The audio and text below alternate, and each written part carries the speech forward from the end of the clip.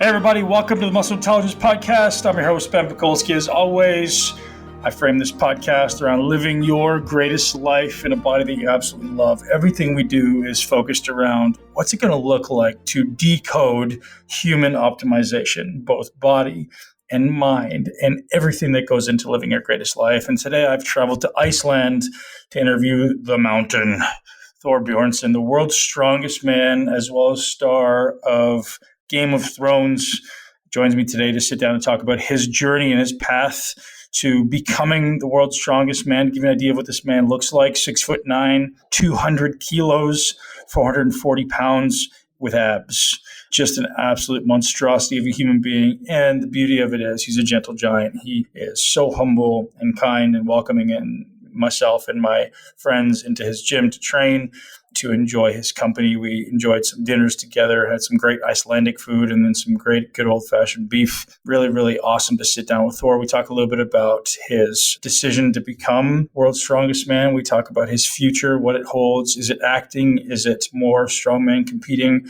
His family life, and some really, really interesting insights into how he focuses on becoming the world's strongest man, sticking with some really, really basic principles, right? Keeping first things first and sticking with first principles. And Thor is an amazing man, and I hope every one of you guys heads over to Instagram, Twitter, and YouTube and follow him there, because he's definitely somebody worth watching and just an absolute monstrosity of a human that sometimes I think human beings like to watch, the people who are just exceptional at what they do. And, Thor being a big guy, him and I train legs together, and his ability to do feats of strength is uncanny. But what surprised me and amazed me was his ability to perform endurance acts as well. And at 440 pounds, that's not common. So kudos to this guy, and definitely support Thor on his journey by heading over to his website, thorbjornsson.com, and pick up some of his gear, his clothing, and just support the mountain.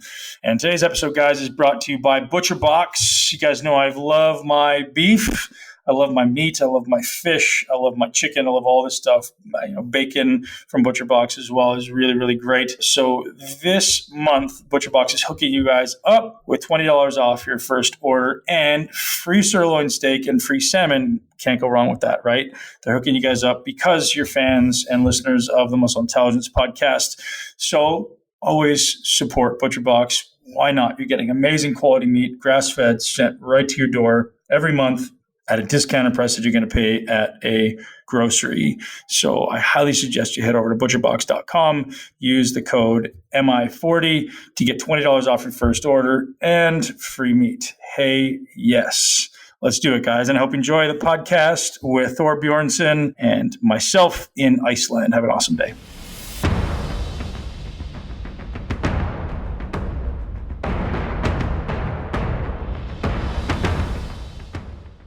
I'm sitting in the house of the giant. Thor, I'm very grateful for you welcoming me into your home and getting a couple workouts in, man. It's been absolutely a pleasure. Thank you for being here. Yeah, thanks for coming by, man. It's awesome to get you here and to be able to pick your brain. It's just fantastic. It's always great to meet great athletes, like yourself. It's I'm honored to, and thank you for having me on your podcast. And I'm grateful you made the time. I wasn't expecting it at all, but it works out. We get to sit down and just chat. We get to go to dinner last night and enjoy some food, grab a little bit of a workout today, and just to see how intense you are, how committed you are, is an inspiration to me. So as I grew up obviously an aspiring athlete and looking up to all these athletes, and to meet someone who's like yourself, who is the world's strongest man and one of the largest human beings on the planet. It's truly amazing to see the level of commitment and dedication you bring to this. And there's no doubt why you got to where you are, right? That there's so much in what you do. And that's really what I want to dig into today, is where that came out of you, man. Like, you didn't always start as a big guy, right? You were relatively thin. You're a basketball player, if I'm not correct. Yeah. Well, thank you so much. It means a lot to me, everything you said. Yeah, I started as a basketball player, got a couple of injuries, and then just decided to move from there into training as a young How much did you weigh at the time? I weighed, when I was playing basketball, I was only like 220 pounds, 230. And how tall are you? I'm 6'9". 6'9". Yeah. So it's like, I was just like not heavy at all. I was just like skinny, basically. Right. I had small muscles, like with small, tiny abs, Yeah. Yeah, and then after I could basketball, because I was running a lot, so I couldn't really keep on muscles when I was young. And I didn't know nothing about nutrition, I didn't know nothing about training, anything. But after I stopped playing basketball, I started to go to the gym. And the first few years, I didn't really know much about nutrition. I was maybe like 17, 16. I started to, train in the gym. I just knew how to push myself. I pushed myself to the absolute limits, And then, I just saw my body change. And I just Where did that come from? Does that come from your upbringing? That come from the fact that you're here in Iceland and the culture is a little bit different, or from your basketball training? Where do you think that heart came from to push yourself to the limit? Because not everybody can do that. Yeah, I think from definitely some parts of basketball. I had a good coach, and he was very hard on us, and he pushed us very hard to the absolute limits. He was very hard on us, and having that background, and also, I grew up. Well, I spent a lot of time at the farm. My grandfather was a farmer for over 30 years. As a child, I spent all my summers at the farm, working very hard, and doing all kinds of exercises. I remember myself, if I wasn't out doing some kind of work, I was in the house doing push-ups or chin-ups, as a kid. And I remember I was running out also, because I wanted to have better endurance for basketball. I don't know, this as a kid, I started very young to train very hard, and then it just I came with me when I started playing basketball, it came with me to the gym. And I also had good training partners in the beginning. I think that helps a lot as well. I had guys there with me that pushed me. If I would have been alone and no one with me, I would have just been myself. I don't know if I would have pushed myself as much. Is that Stefan Solvi? Is that one of your early training partners? Yeah, the first training partner I had, his name is Thor Bjornsson. Is a good friend of mine here in Iceland. And when I started to train for strongman, Thor Bjornsson was my first training partner for training strongman wise, lifting and specific training for strongman. In the beginning, when I went to the gym, I trained heavy, but more like a bodybuilder, high reps, but still I went heavy, I think that's important though, when you're beginning something, because you're learning those movements, you're learning the stability, and I think that may have played a role in your success. I mean, you ascended to the top of strongman very fast. You were 22 when you did your first World's Strongest Man? When I did my first World's Strongest Man, 2011, I was 22, I think, 22, yeah. Right, so when 21, I think. When did you stop basketball? 17. So during that 4 years, you ended up putting on how much weight? In those 4 years, I put on probably 75, 80 kilograms, a lot. Wow. And I was force-feeding myself every single day. Yeah. And I didn't take days off. I was very consistent, very dedicated, and I had a clear vision where I want to go. But still my knowledge to nutrition and training wasn't as good, but I still was able to improve a lot because I was just very stubborn, and I was just straight ahead, nothing else. Yeah, man, there's something to be said for just hard work, and obviously I think you have a particular energy about you, man. So you're very calm, you're very grounded in your day-to-day life, at least from the outside, and the ability to turn it on in the gym is obviously world class, and you show that every time you step on stage at the World's Strongest Man or at the Arnold Classic and win these events, lifting 1,000+ pounds all the time. And I think it's such an important thing to acknowledge of how calm and grounded you are. You're not stressed, you're not angry, at least my experiences with you, right? I think that's a big thing to acknowledge as a role model in our sport, because you have a lot of these kids coming up, and I had this as a bodybuilder. You assume that most people are either angry or upset or whatever. That was my perception of what bodybuilders or even some strongmen were. I'm sure you had some role models growing up who from the outside you're kind of they're a little bit angry, and for me, I didn't want to be like that. And it's inspirational for me to see you as the guy who's the top of this sport still being a gentleman. Thank you, man. It means a lot to me. I mean, yeah, over the years I've gotten better for sure. Sure. And, it's hard. Yeah. Where I am today, I'm very happy where I am today. But I mean, if I think, 10 years, even 8, 7 or 6, I was a little bit stubborn and wasn't the same. But, you learn and you grow and you get better. And with training as well, you have to know when to step back to prevent injuries and when to push yourselves. You can't be always at 100%. That's impossible. If you're always at 100%, 365 days a year, you're going to get injured, That's at least my experience. You have to schedule those training sessions, have a plan, have a goal, and there are going to be days where you ain't going to get your PRs, you ain't going to be at your strongest, and then you're going to see how strong you are. Right now, for example, I'm not at my strongest, but that's okay. I'm super cool with it, and I'm super easy with it. My training currently isn't all in, but I'm still training, I'm still pushing myself, but not to the absolute limit, not like, sometimes you have to have days off, that's also important to take care of yourself as a pro athlete. You can't be, like, I was just thinking the other day, it's crazy that I'm saying this, because in the last 10 years, I don't really feel like I've taken most days off.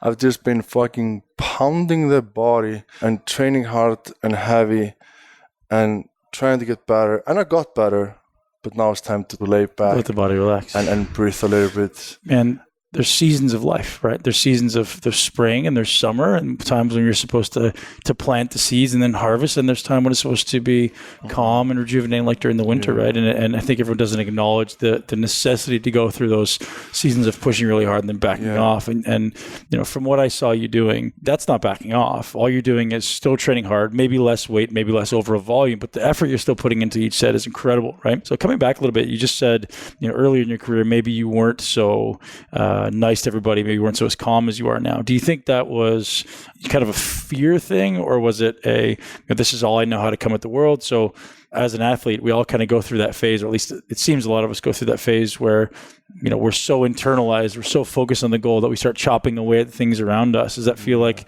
you're basically being selfish?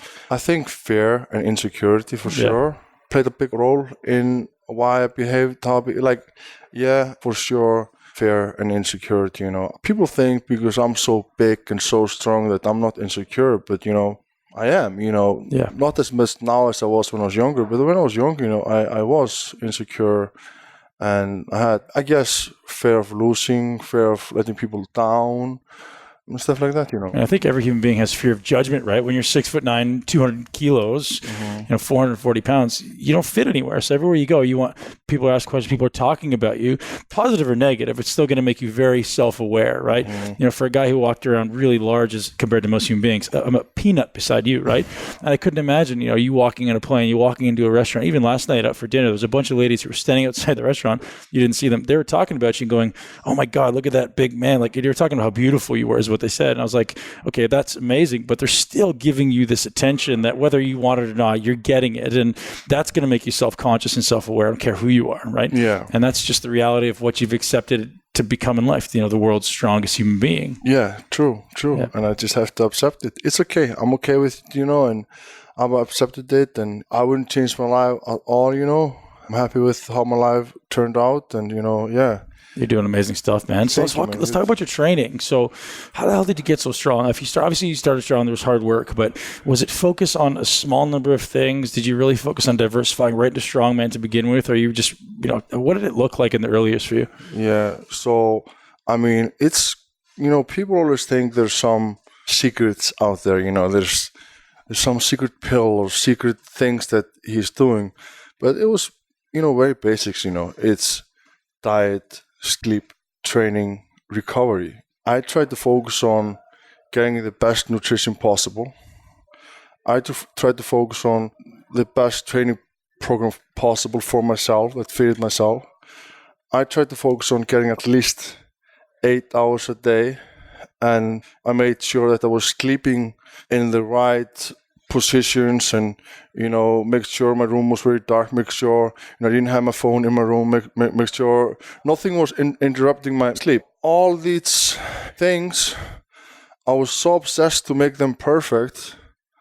I make progress. Yeah. And being consistent, doing it every single day, meal prepping, being ready, never failing, If you ain't meal prepping and you're forgetting meals, then you're failing yourself. Man, you said the word obsessed in there. And during my career, I would have never said that I was obsessed. But looking back on it, I was 100%. absolutely insanely obsessed, right? And did you realize when you're in it that you're obsessed, or was that just how you knew to become great? Like, looking back on it now? Looking back then, I didn't probably think I was obsessed. But looking now, I know I'm obsessed. Like, I want success so bad that I became obsessed.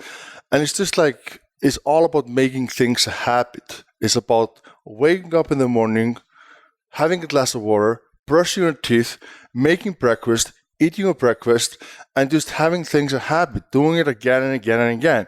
And if you do things correctly again and again and again, you'll see progress. Yeah, totally, man. You're 6'9", and most people over 5'10" can't squat. You're squatting, what, 1,000 pounds? I've squatted close to 1,000 pounds. I squatted 460 kilograms in a meet, down and up. Yeah, but I actually got it. I got 2 red lights on that. Not for that. They said it wasn't good lift, but in my opinion, I went down. I went back up again. I felt strong. For me, it's a good lift. Fuck it. Sure, man. Sure, absolutely. Yeah.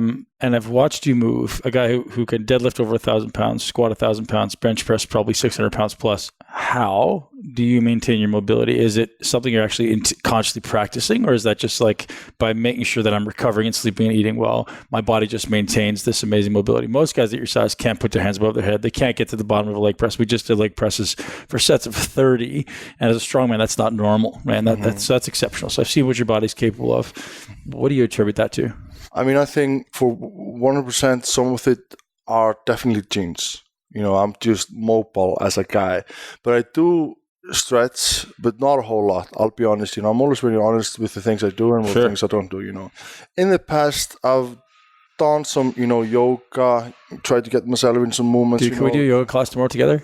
Huh? We're going to go do yoga class somewhere in Iceland. Let's film it. I think the internet would explode. We win the internet. For sure. So I do yoga.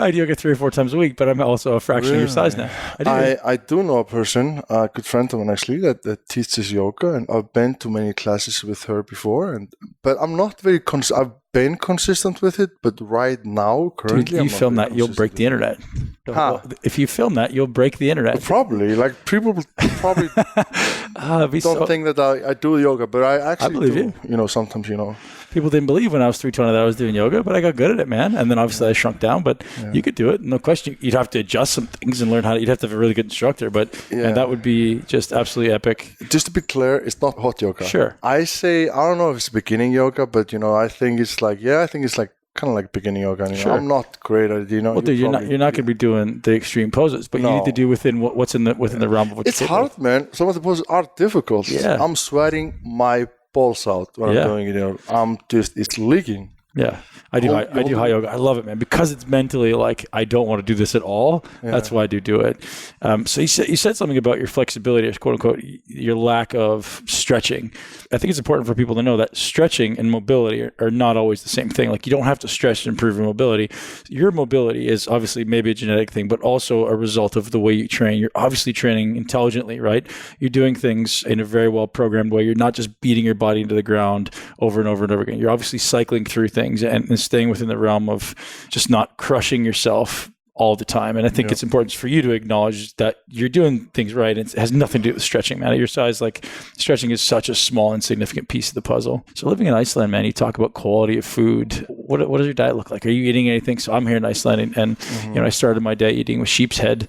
That was my first dinner. Great. And tonight we're going out for whale, and people are going to get pissed off with me saying that. But that's interesting because that's part of your culture.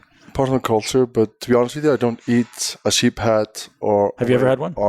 I have, yeah. I have tried almost everything. Yeah, everything, I think, Well, I've never had one, and that's why I had to. Yeah, right? Of course. My diet is very simple, in my opinion. I'm on the vertical diet. In my opinion, great diet. Shout out to Stan Efforting. Yeah. Super good, It's a lot of steak. Steak basically every 2.5 hours. Rice or potatoes with it. Almost spinach with each meal. I usually, when I make my rice, I put spinach in the rice, and then just when it's cooked, I have a rice cooker. When it's cooked, I mix it all together, rice and spinach, and then I have carrots, red peppers, and then chicken stock. I put chicken stock on my food, and then I blend it all together. Eat it. It's easier to eat. It's a little bit like it gives it. Yeah, and then I salt everything. It's very basic, and this is my diet 6 times a day. I might throw in sweet potatoes, some tomatoes, maybe an avocado. No fish. No, a whole lot, no. You don't like fish? I just love steak. Yeah. Yeah. Yeah. And when I'm trying to get the strongest, I believe that steak is better than fish. I don't disagree. Being in Iceland, I've been intentionally trying to eat a lot of fish because you guys have such amazing fish here, and it's absolutely fantastic. But if I was trying to be the world's biggest, strongest man, steak would be the foundation, or any type of wild red meat that I could find. Right? I don't know what you guys have here in the country, but unfortunately, we don't have bison. I really like bison, but we don't have that here in Iceland. And no lamb. I do eat lamb, in my diet as well. Very cool, man. So awesome. What about you, Saul? Different sports, you are... Yeah. Man, so my thing is I'm trying to eat food that's as close to its natural habitat as possible. So if I have a friend that goes hunting, I'm like, hey, man, I want some of your deer. I want some, the venison. I want some elk. I want some bison. I want things that you're hunting because I want things that are eating its natural food. So if something's in a barn eating hay or corn or soy, that's going to end up in the food. So I'd rather not eat steak that's been eating corn and soy and whatever crap that they're feeding it. But if it's eating grass and it's in its natural habitat, I like that. So I like the idea of it's just got a better nutrient profile as far as fats and as far as micronutrients. So lots of wild meats. Anything I get that's wild. Sense. It's higher in the food chain. Yeah. Better omega-3 profiles, less omega-6. So then the inflammation is going to be decreased. And I like you, man, keep my diet super, super simple. I've got maybe 6 to 8 foods that I eat, and that's it. So, I eat a lot of organ meat now, which is something that I think has been a great addition to my energy. So like liver and kidney and heart. And, if I can get a brain or something, that'd be super cool to eat as well. And that's why I went after the sheep's head the other day and we ate the eyeballs and we ate the tongue and stuff. It's very unusual for people to do that. And why is that? Why do you eat that? Why? The organ meats? Because they're the most nutrient-dense foods. So why do people eat vegetables? Because they say, well, it's got vitamins, right? That's why most people think they eat vegetables. It's got micronutrients. It's got B vitamins and all these plethora of water-soluble vitamins. But there's actually exponentially more inside organ meats. And I didn't grow up on organ meats, man. I didn't grow up eating that stuff at all. So it was very hard for me to adjust to like eating a liver, eating a kidney, eating a heart.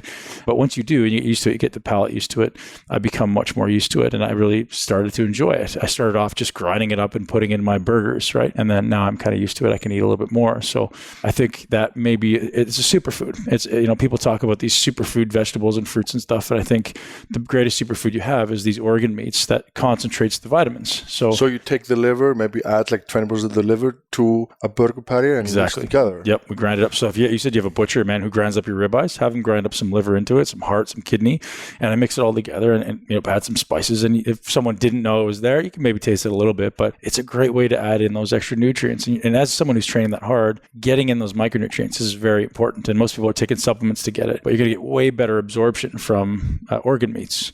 Right. So that's something I've added in. And I like to eat a lot of clams and mussels and oysters as well. I think those are superfoods as well for lots of zinc, selenium, and omegas. So things like that, man. Things that are just nutrient powerhouses. That's kind of interesting. The foundation of my diet. So you just wrapped up 2 months ago, I think you just wrapped up the world's strongest man, tore your plantar fascia. How's that healing up? Completely healed. Completely gone. Yeah. What event that happened and how did it happen? It happened in one of the medley events. I was running with farmers walks for approximately 10 meters, and then I was picking up a yoke, a super yoke, big yoke, weighed approximately 500 kilograms if I remember right, and it snapped. I felt it. I felt something was wrong. I didn't know what it was, and I didn't want to take any chances, but it was just super painful. I wasn't sure if I was able to keep going or not, so I just took it, like, you take a decision straight away, I'm not going to do it more. So I just stopped, and I couldn't walk properly, so I was like, okay, something is clearly wrong, So I saw the physical team at the World Strongest competition, and they looked at me, and he said straight away, I think you tore your plantar fascia. I was like, okay, it was a bit of a relief, but because, if you tear your plantar fascia, if you can handle the pain, you can keep on going. So I basically went in for a scan to check it out, and then they confirmed later on that it is torn plantar fascia. And so I just did everything I could, to get better in the next days, a lot of icing, a lot of rolling on the foot, it got quite, a lot of blood came in there. It was very painful, but I was able to push through. And I placed third at the World Swimming competition this year. And I wasn't disappointed, things like that are going to happen. I'm quite blessed and thankful for how actually few injuries I've had in my career. I haven't had a whole lot of serious injuries. You look at other people, they've had like 10 years of a competitive career and they've had tons of injuries, You can't always be negative and be like, oh, I'm so angry, I got injured. I'm going to be negative now and have it affect my head and be angry at everyone. I didn't behave like that. I was actually very proud of myself how I behaved. I was just okay, this is just another challenge. I'm going to treat this, make it heal, get better. Did your therapy team or your coaching team tell you what they think went wrong as far as why that happened? And have you implemented stuff to kind of correct it? Or is it just like, hey, I'm back, I feel like it's healed, let's get back to training? I believe I didn't listen to my body. I'm used to getting in, like when you're training hard and heavy, you get bumps and bruises all the time. You keep on going, just like, I'm used to pain. I'm always in pain. Like, what is, like, I was waking up in the morning and I was limping a little bit. I was like, this is a little bit painful. What's going on? So it already started to progress, The plantar fascia was like, in my training sessions, I felt something was happening, but the tear wasn't, like, something was started to happening, So I felt like in my preparation for World Swimming, but the tear didn't actually happen until after World Swimming. Where have I been a bit smarter with thinking about getting that looked at, Maybe I would have been able to make that better. But, it is what it is, and I'm okay with, Thor, I think one of the questions that everyone wants to hear from you, man, is what does your diet look like as far as calories? I know you talked about vertical diet. Off-season, you don't really perfectly adhere to that.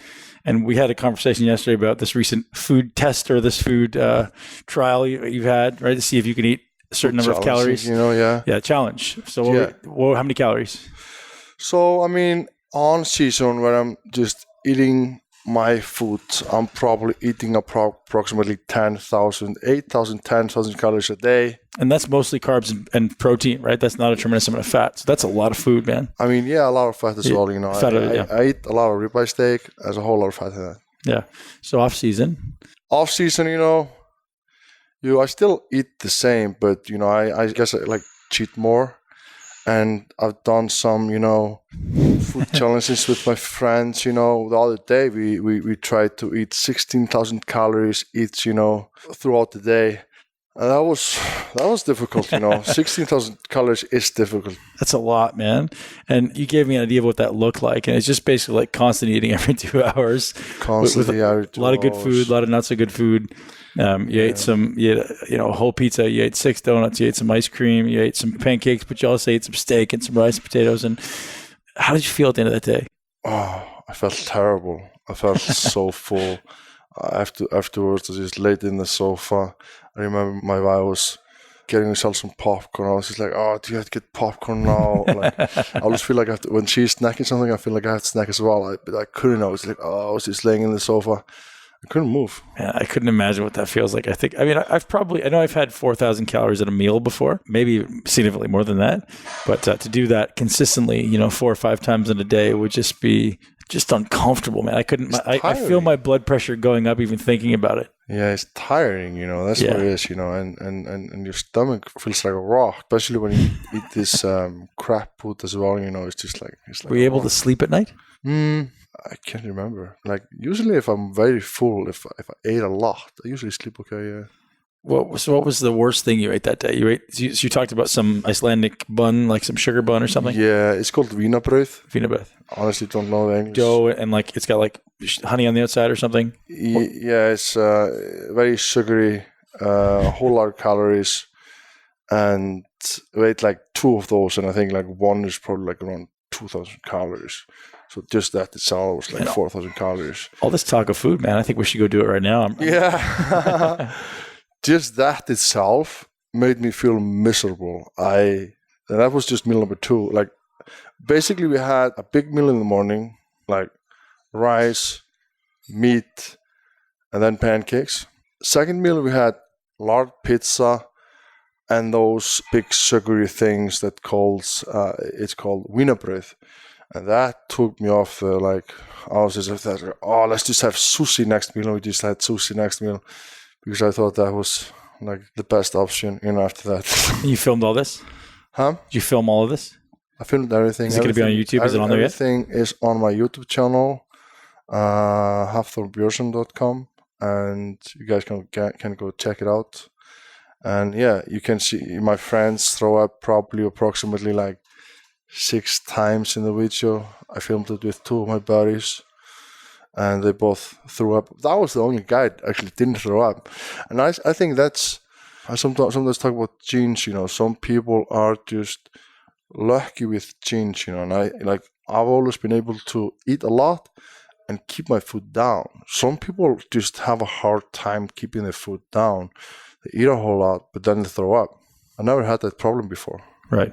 And I think there's no doubt that there's this beautiful combination of factors that have to add up to you being the strongest human on the planet at 6'9" and 200 kilos, right? 440 pounds, and the ability to eat a tremendous amount of food and digest well, and the ability to be focused and relaxed is a huge one as well, man. Even, one thing I noticed when we were training today, the length of your lower leg from your heel to your knee is very long. That's part of your height, but that's also part of the thing that allows you to squat so deep. A lot of guys who are really tall have really long upper legs. So your upper leg is about the same length as your lower leg, or maybe even a little shorter. And that's going to allow you to squat deeper. And that's like, I'm a biomechanics nerd, right? So I'm looking at your body and going, how does this massive human get ass to heel depth on a squat? And, you have all these beautiful proportions that allow you to be this, incredibly strong human. Thank man. you. Oh, dude, it was awesome. It was awesome to watch you do these things. And, as a fan over the years, it's been absolutely awesome. So some people may know you from Game of Thrones. Mm-hmm. How did that come about? They were filming here in Iceland in 2013, and they basically reached out to me. Some of the people filming in Iceland, they were basically looking for a guy to fit the role as the mountain. And the guy had to be very big and strong and powerful, but also very athletic. And he had to be able to like fight. A lot of big guys, they have some knee problems, back problems, and they're not coordinated, man. You're very coordinated, right? When it comes to athletic things, learning those things, I'm fast learning. Like, it takes me a short amount of time to learn those things. When I met up with them, they saw me and they said, "You look good, are you willing to do some sword classes so we can figure out if you fit the part?" I was like, "Sure, I'll do that." And after the first or second class, the guy was just like, "You're the guy. You're very athletic and you're able to learn the movements very, very fast." And maybe the basketball background helped a lot there as well, I've been always very athletic my whole career, and when it comes to move my body in any different way, I feel like it doesn't take me a whole long time to learn new things. Yeah. How long did you do Game of Thrones? So since I started my season 4 in 2014, and I finished, it was 5 years. How was that as far as an experience, man? Did you enjoy this idea of acting? Was it challenging? Was it fun? Like, I've never been in movies like that.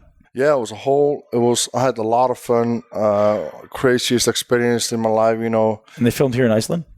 Yeah, they filmed in Iceland, some parts, but all my parts were in Belfast, Ireland, Spain, Croatia. Yeah, I filmed in those places. Mostly Belfast city, though. I filmed probably 60% of everything I filmed was probably in Belfast. Then a little bit in Croatia, a little bit in Spain as well. So, as far as experiences, was it something that every year you were taking acting classes to get better? Was it a lot of swords classes? I'd love to hear what the experience was like for you. So, as someone who's never been in a movie or a TV episode, for the listener, describe what it looks like, man. Is it long days? Is it just like occasionally shooting here and there? Put them in your shoes for a day. Mm-hmm. So, it's very different, each day is always different. Each day is never the same, but the days can be very long. For example, sometimes the wake up calls can be like very early in the morning, 5 a.m., and you could be filming until 10 p.m. depending on, some days are shorter, some days are longer, some days there's a lot of weight, sometimes there's not. It's up and downs, and it's hard work, mostly mentally. I took a lot of because sometimes there's a whole lot of weight, and that can get to you. You're on set, and then you're maybe just waiting for 5 hours. But that's not every day. That's just you never know if they're how their schedule is. Maybe they're behind or not. So it's a lot of the waiting. acting world is it's hard. It's challenging. But I enjoyed every single part of it, except probably my last season. That was very difficult for me because I had to do a whole lot of makeup for my big fight scene against my brother in the show, and I was doing makeup for maybe 8 hours, and then was filming for another 10, 12, and it was just crazy. I was so exhausted and so tired. I was doing that for a couple of days, and just it was exhausting. I lost probably in maybe 3 days I lost 20, 30 pounds because I didn't have time to eat because the work was so hard, and I had makeup on my face, and I had these fake teeth in me, and between sets I took them out, and my wife was feeding me because I had something on my hands. It was just a fucking nightmare. So it's not all just fun, it's hard work as well. Sure, man. And that's, I guess, part of the game, right? If they're trying to put on some show for us, you're going to have to suffer at some level, right? Suffer, Yeah. What was your favorite part of the whole experience? The 5 years you did it, what's the one thing that stands out to go, man, that was awesome? Looking back at it, you're going to tell your kids about it. You're going to, your kids are going to tell their kids about it. What was the best thing? Man, that's why I love doing that. Season 4, when I fought Pedro Pascal, when I squeezed the guy ice ball, that fight scene, I really enjoyed. I really enjoyed that. It was filmed it in Croatia. The weather was beautiful. It was like sauna for me because I was wearing a big fucking armor. It was shining, but I was still happy. I had a hell of a fun because we practiced the fight scene so well. It was like dancing, when we showed up, me and Pedro Pascal, we prepared that fight so well.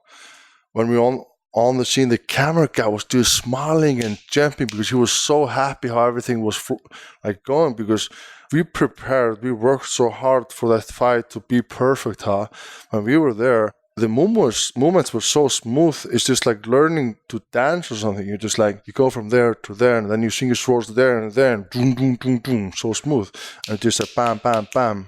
Just were able to get it quite quickly, but came out very well. Man, I haven't seen that, so I'll make sure I link to it in the show notes so anyone to see and get over there and see it.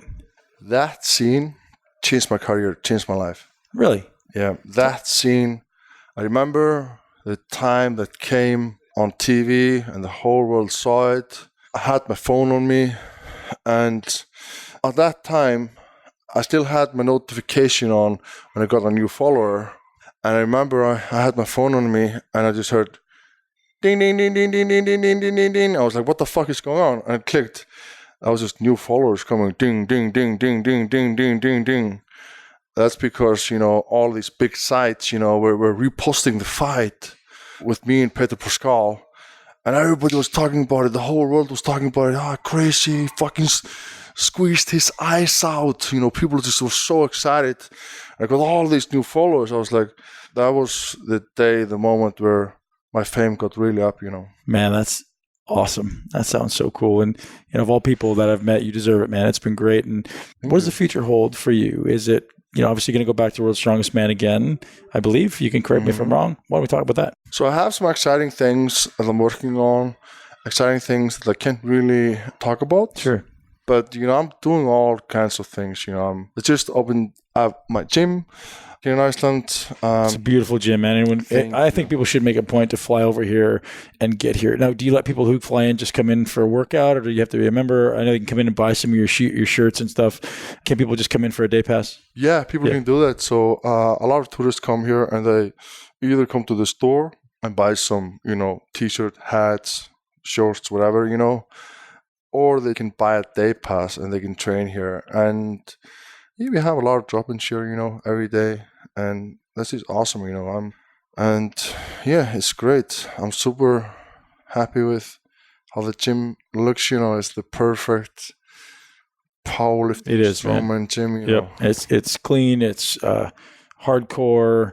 It's awesome in this little homey area you got up here. This little loft. Means a lot to me coming from you, dude. It's awesome. Acting in your future for sure. Yeah, definitely. I'm in talks with different things right now.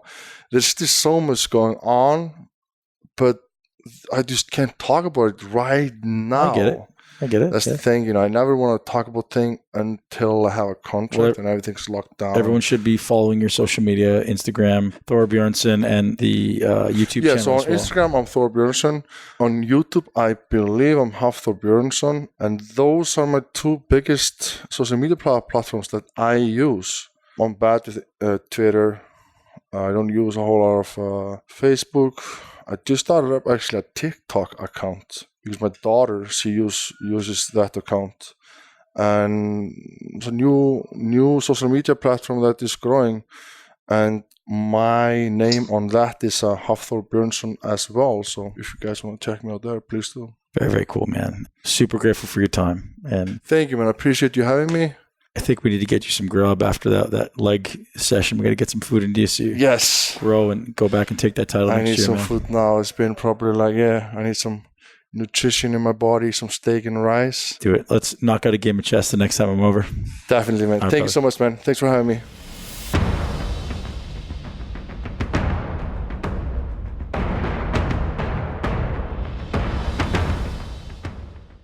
All right, ladies and gents, that's a wrap. Thank you for joining me on the Muscle Intelligence Podcast. If you enjoyed this podcast, share with at least one person you know that will absolutely love it. And someone who's a fan of Thor, like I now am, seeing this man from the outside, you're always a little bit unsure what to expect, right? I've dealt with a lot of really large humans.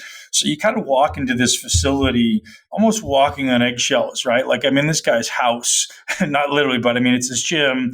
And to me, I'm so respectful of his space and his time and his energy and his mindset that I literally stayed away. And, I was very courteous and shook his hand, but he was so welcoming. And that is so awesome to see because I get where he is at certain times in the year, preparing for the World's Strongest Man or all the other strongman competitions he does.